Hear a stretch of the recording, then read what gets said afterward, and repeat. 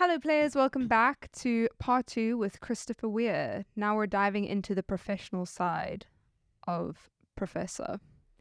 You nurture your actors with a fierce sense of intellect and independence. How important is it for young creatives to be independent? It's incredibly important, and it's such a big territory of concern that I hesitate to know where to start. But perhaps I can start with, their systems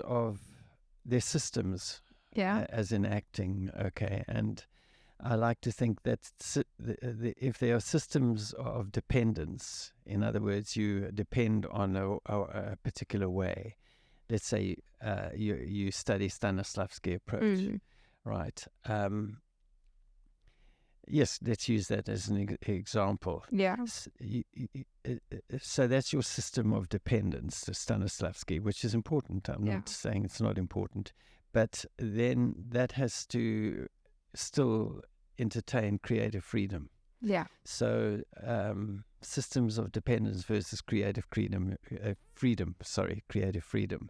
So what does that mean? I mean, even in Stanislavski, a strong pedagogical principle was that the actor has to remain free of a system.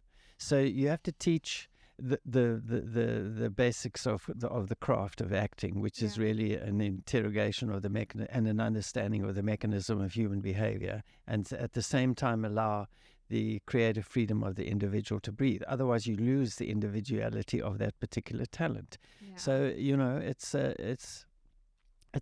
a laser operation.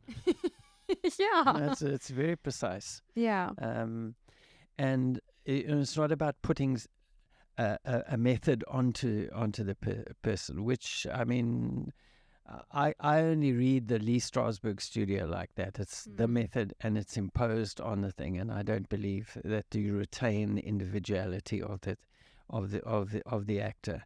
I'll probably be shot down by that and say, well, look at all the examples of the people that have come through the method school. Well, maybe a part of their individuality is still not breathing. Yeah. Who knows? Like how incredible it could be. Yeah, so it's really important. Yeah. And so when you teach your system or how you approach it, like how much of different things do you pull in to create? I think, to talk about it in some kind of order, perhaps I could start saying, well, what's my philosophy? And we could put it under these particular points. First of all, the student leads and I follow. Yeah. Not always, but I mean, that's the premise of it.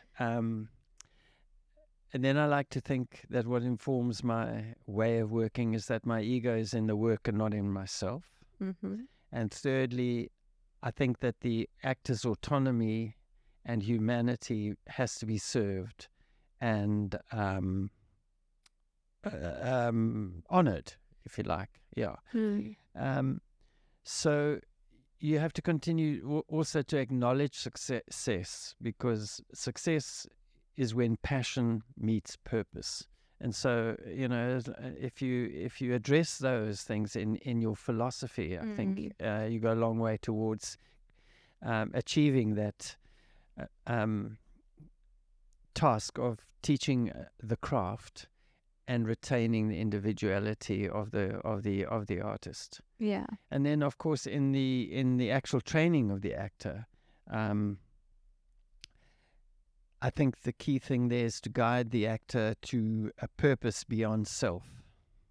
Yeah.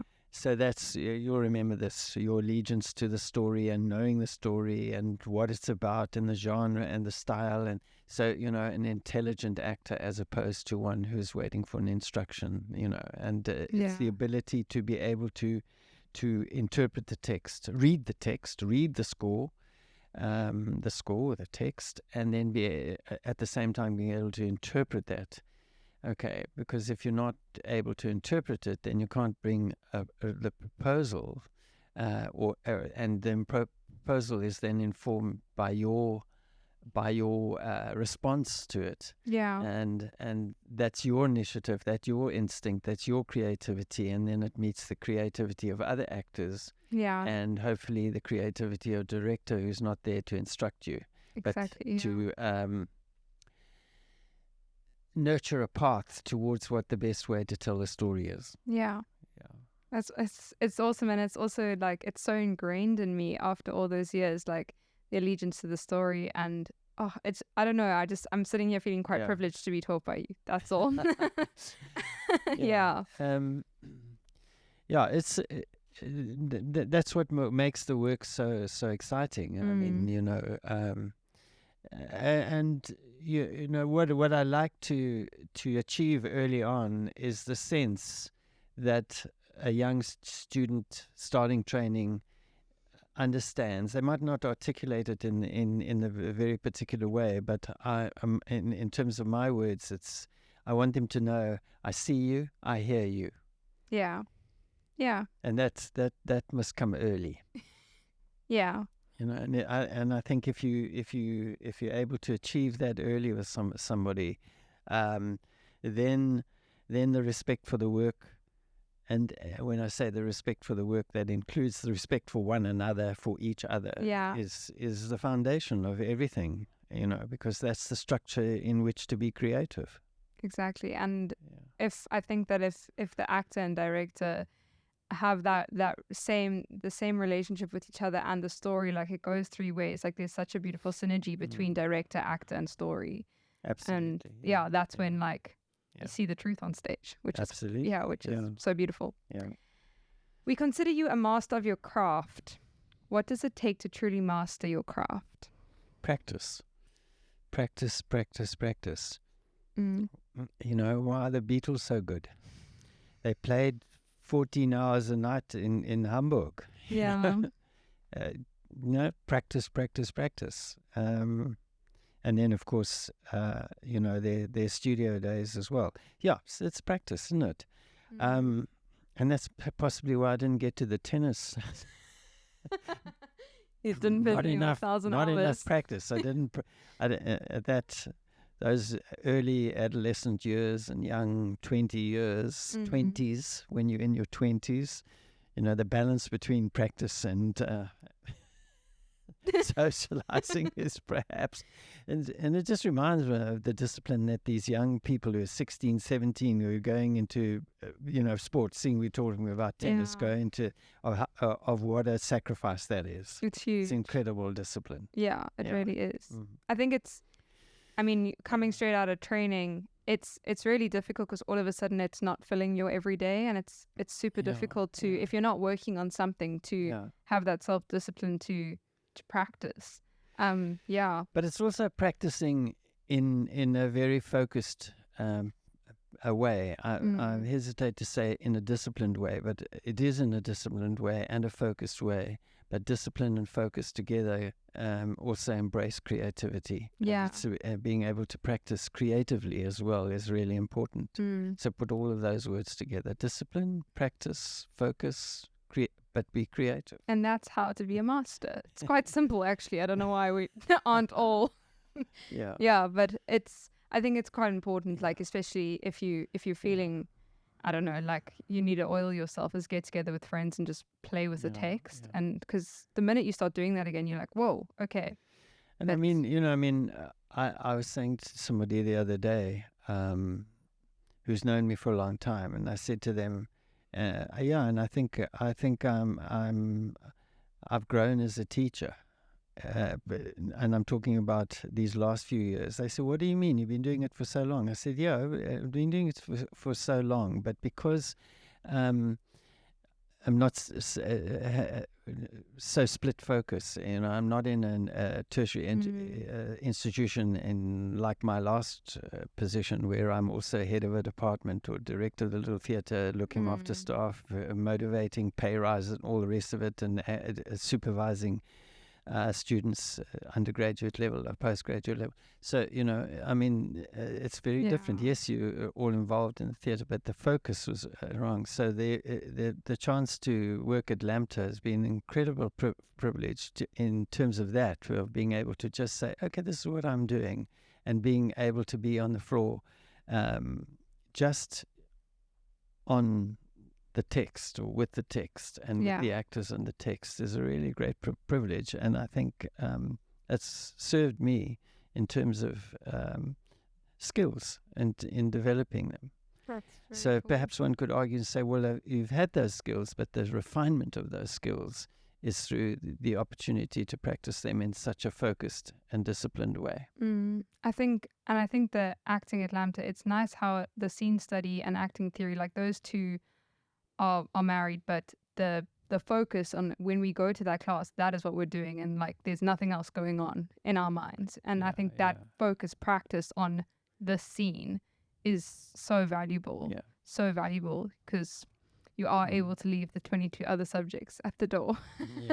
And then it's nice because you can integrate it into other subjects for sure, but it is. Yeah, but I mean, I think that construct of LAMTA, for example, is an incredible advantage as well, because you're moving from one thing to the other, and you have to shift mindset, and it's a discipline that is going to serve your craft and serve you immeasurably in the future. I mean, I feel it already from walking from studio to studio, shifting into a different discipline is now me driving in my car from teaching to a show. I'm like, we're shifting roles here. So I've been able to be a chameleon and do so many different things because I walk from studio to studio shifting. So awesome. How does one carve out the longevity in this industry, and how do we keep from burning out? A great question. I don't know if I have a great answer to it, but I mean, I think I would argue that to stay in the industry for some time, I think it's about knowing what you're doing, knowing your craft, but also being able to inspire yourself around your craft. And I mean, there's a lot of work that you have to do as an individual. Just waiting for something is not going to give you longevity, but and we know the nature of it. And so it's the discipline of keeping your mind active, of keeping your curiosity going, of reading, of seeing, of watching, of listening, all of those disciplines, how stories work, how they don't work in any medium, but is to keep that alive. So that keeps you fresh, because you've got to be fresh. In relation to it, you can't be necessarily doing the same thing. You could argue that this is what they want, and there's a longevity in me as a personality, as opposed to an actor. You've heard me talk about that distinction before. What was the other part of the question? Just on how to keep yourself from burning out. I mean, I think it's also, you probably have some answers to it already in terms of being in the industry for a relatively short time. Is how do you do that? And I mean, I think it's different for every individual. Of how you. I think if the key question, the key answer for me is, if you know your craft, you know how to get into the work. That means you are going to know how to prepare for it. You're going to do the work, the research and everything, so you're not stressed because you are feeling inadequate. That's number one. So you're going to go into the work healthy, because you know what you're doing, and because you understand what it takes in the working place in terms of relationships and everything, that you're going to try and keep your work stress-free, as happy as possible, work with humor, stay healthy in the work, and then be able to come out of the work as well. Well, we all know the feeling of when you've been in a great show and everything comes to an end, you feel sad that it's gone, all the rest of it. you have to learn how to discipline yourself in terms of that. But the point also that in terms of the process is when you go home every night out of the thing is how you come out of it, Yeah. And if you get into that loneliness and that depression and all this, it's not healthy. Yeah. So it's a complex thing. That's staying healthy in the work, in and out of the work is how to avoid burnout. Yeah. But it's also, as I said earlier, it depends on the individual as well of how you deal with or take recreation. Some people don't take recreation enough. I mean, I have an example of a friend very now, working now, who's not taking enough recreation. I won't mention his name, or her name, or its name, or their name. But it's not taking enough recreation, and they're going to get burnout. Yeah, and I think, I don't know, I find it very important to have balance, because the work becomes uninspired if you're uninspired. It's very important to actually live life, to go tell life. I don't know. There you go. Live life in order to tell it. Yeah. It's a beautiful thing. I'll use that sometime. Yeah. Go say it in acting theory or something like that. Yeah. But yeah, I think it's very important. And we kind of spoke about it once in class, how it's very common for actors after a show to go and have a drink at the bar with the cast. Very important. Very important. Yeah. It's like a practice of stepping out. It's not just like, oh, we're actors. Like I used to live in a semi-detached. So you're living quite close to things. Yeah. In fact, we talked about, it was when I was doing Hull, it was the last time I remember it, Fetch. It's a long season, everything. And I would come home 11:30 at night, 11:45 sometimes, and then go out. We had a very small garden, water the garden, put the floodlight on, maybe even trim some roses or something like that. Yeah. My neighbors thought I was completely mad. And one day they asked me, are you all right? I said, well, why? They said, well, you come home and then you're doing all these things. Do you suffer from insomnia? So I said, no, I've just got back from work. When you get back from work at 5 o'clock, do you get into bed at 5:30? No, you don't. Yeah. You're up for another 2 hours, 3 hours, maybe, probably things. Dinner. And you wind down and... Yeah, wind down, listen to music, watch TV or something like that. And then you go to bed. Well, that's what I'm doing. They said, I'm glad you told me. Yeah. Yeah. That makes sense. It's so important. Which they don't think, because, it's very important to be able to do that. Yeah, I remember you telling us that story, and I used to put so much pressure on myself. Like when I got home from a show, I'm like, oh, it's so late, I have to get into bed, or tomorrow. And then I actually went, no, my clock's different. I'm up after a show, cleaning up, doing, I'm like, whatever time, it's okay, because my clock is different. Exactly. I have to wind down, I have to step out of the show, otherwise you get into this weird, like, the show's running my life, I have no life. And kind of paranoid about your lifestyle. No, it's just shifted a few hours and wind down with your friends. It's important, so I'm glad you told us those stories, because I've taken the sleep pressure off completely. I'm going to bed at whatever time. It's very important to understand that. Yeah. Cool. Have you ever felt stuck in your career? If so, how did you dislodge yourself and renew yourself? I have found, in terms of the teaching at certain stages.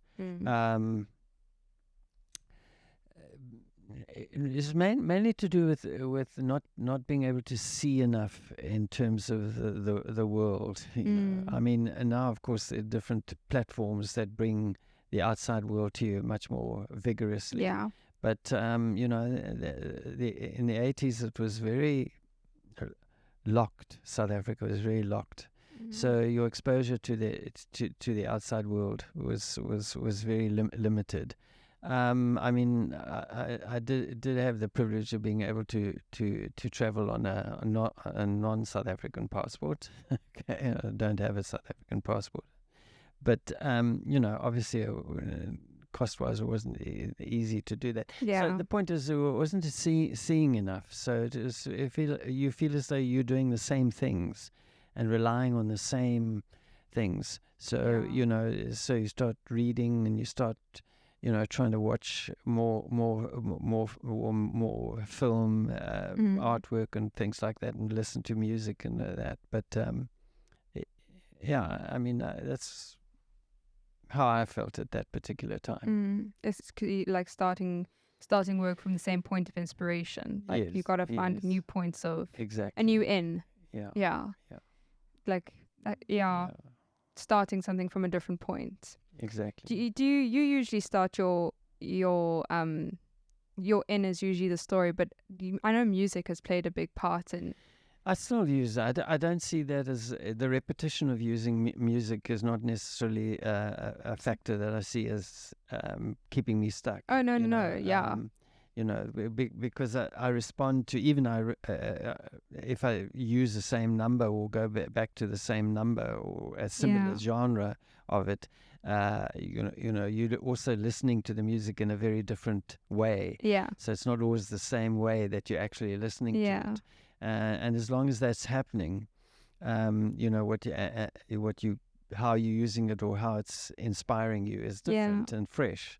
It's very important for me to use music. I've always found it to, even if I'm not using the actual piece in the story or something like that, it's about it's the pulse of the scene, it's the mood of the scene, it's the atmosphere of the scene, it's the rhythm of the scene.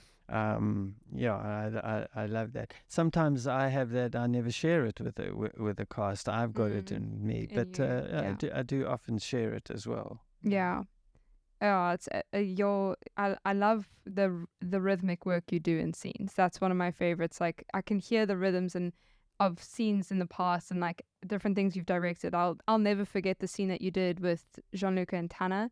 That rhythm of that scene. Did you have a song that inspired that? Do you remember? What that thing? Do you know the paperweight? Otto and Miriam. Oh yes, in the avant-garde. I'm trying to think of in what Mephisto. the theatre is called now. It's not the Hamburg Theatre. It was the. No, the Hamburg Theatre is the formal one. Oh, that's gonna silly. The Pepper Mill. The Pepper Mill. Thank you. You got it. The Pepper Mill. I mean the rhythm is all about the formality of it and the authority of it. So it had a very staccato rhythm for me. So so the musicality of that was quite. Did you have a song that inspired that, or?